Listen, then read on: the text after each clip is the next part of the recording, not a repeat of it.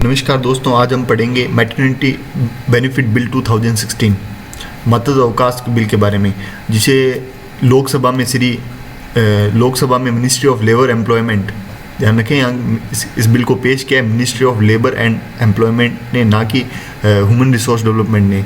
अक्सर हमारी ये गलती हो जाती है। तो इस बिल को पेश किया ministry of labour and employment ने, और जो मिनिस्टर थे इस मिनिस्ट्री के श्री बंदारू दत्तात्रेय ने इसको लोकसभा में पेश किया था। 9 मार्च 2017 को ये पास हुआ था, और ये बिल राज्यसभा में पहले से ही पास हो चुका है।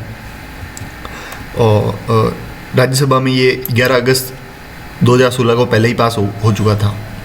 तो इस बिल की क्या विशेष बातें थी कि ये अमेंडमेंट बिल है मैटरनिटी बेनिफिट जो एक्ट था 1961 का, वो उसका संशोधन किया गया है। क्या है कि पहले जो मातृत्व अवकाश के लिए 12 हफ्तों का जो छुट्टी देती थी उसको बढ़ाकर अब 26 वीक्स कर दी गई है। और इसके साथ ही ये जो अवकाश है 26 वीक्स का, ये बहुत ही स्वागत योग्य कदम है कि इससे मैटरनिटी लीव्स में जो लेडीज़ होगी वो अपने चाइल्ड का केयर अच्छे कर पाएगी और हेल्दी चाइल्ड्स का डेवलपमेंट होगा, क्योंकि केयर्स डेवलपमेंट होगा। तो इस बिल का एम ये है कि नेशनल बिल्डिंग में हम स्ट्रॉन्ग जो चाइल्ड है उसको सपोर्ट कर रहे हैं। फिर ये कि अगर जो वुमेन जिन महिलाओं के 2 या 2 से अधिक बच्चे हैं उनको भी 12 महीनों का अवकाश का फ़ायदा दिया गया है। और ये सारे के सारे अवकाश उन सारी कंपनियों के अप्लीकेबल है जिन पे 10 एम्प्लॉय हैं, 10 से ज़्यादा एम्प्लॉय हैं। इसके साथ ये भी कह रहा है कि ये बिल कह रहा है कि जो महिलाएं गोद ले रही हैं बच्चों को, maternity leave for adopting commissioning women, उनके लिए भी 12 हफ्तों का अवकाश मिलेगा। और ये एप्लीकेबल होगा कि जो महिलाएं 3 महीने से कम के बच्चे को गोद ले रही है, और ये छुट्टियां उनको जिस तारीख से उस बच्चे को गोद ले रही है उससे एप्लीकेबल होगा।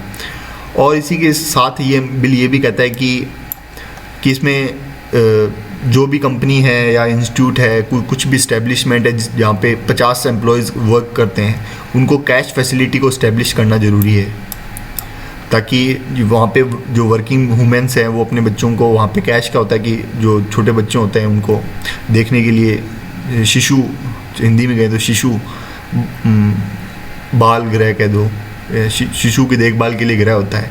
और इसके साथ ये भी कहता है कि ये बिल कहता है कि इस बिल में वर्क फ्रॉम होम की फैसिलिटी भी दी जा सकती है महिलाओं को, ताकि ये भी डिपेंड करेगा कि उनके काम कैसा है। यदि कोई जैसे आईटी से रिलेटेड वर्क है तो इजीली वो अपने घर पे बैठ के भी काम कर सकती है। कोई महिला है जो ग्राफिक डिज़ाइनर है तो आसानी से वो अपने घर पे बैठ के भी उस काम को कर सकती है। और ये एग्री होने चाहिए, mutually agreed on employer and employ के बीच में। फिर ये कहता है कि ये जो बिल है, इस बिल से अपने को लगभग 1.8 मिलियन वुमेन्स बेनिफिटेड होगी जो ऑर्गेनाइज सेक्टर में वर्क कर रही है। और इस बिल ये भी कह रहा है कि जो भी एम्प्लॉयर होगा उसको बताना होगा महिलाओं को कि उसको मैटरनिटी बेनिफिट्स के बारे में। इस बिल की वजह से it encourage the womens to join work force, कि ज़्यादा से ज़्यादा महिलाओं का वर्किंग वर्कफोर्स को ज्वाइन करेगी। और ये सब थे। इसी के साथ देखें तो और कंट्रीज़ में मैटरनिटी बेनिफिट और उनकी लीव्स कितने हैं, तो देखेंगे तो यूके में अपने पास है 26 वीक्स की, कनाडा में 35 वीक्स की है, इटली 24 वीक्स की देता है, स्वीडन जो सबसे ज़्यादा स्वीडन में 34 वीक्स की है। तो इनके कॉन्स क्या है, ये देखो फ़ायदे देखिए। अभी नुकसान क्या है कि नुकसान ये है कि इस बिल के बारे में कहीं भी पैटर्निटी लीव के बारे में कुछ भी नहीं चर्चा की गई है।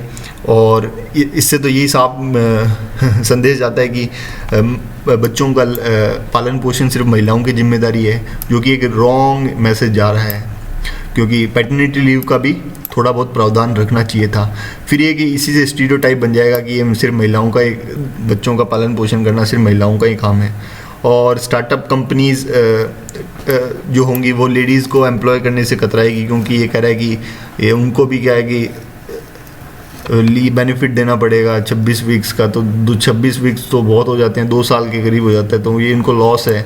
तो इसके वजह से हो सकता है कि जो स्टार्टअप कंपनीज़ हैं वो ह्यूमन वर्कफोर्स को कम रिक्रूट करें। फिर इसके अलावा एडॉप्शन लॉ अनसर्टेन है इसमें कि जैसे कि एडॉप्शन के प्रोसेस से पहले ही 3-4 महीने तो उसको एडॉप्शन के प्रोसेस में ही लग जाते हैं नॉर्मली। तो उसमें अगर जब एडॉप्शन से डेट से चालू हो गया तो वो लेडीज़ के लिए ये थोड़ा सा लॉ अनसर्टेन है। और ये जितने भी लॉ अप्लीकेबल है वो ऑर्गेनाइज सेक्टर के लिए ही हैं, अनऑर्गेनाइज सेक्टर के लिए अभी कुछ भी विशेष नहीं है। तो we have to do lots work about unorganise sector. So all these about the maternity benefit bill 2016. Hope you understand. Thank you for watching this, and if you like this video, please subscribe to my channel. Thank you.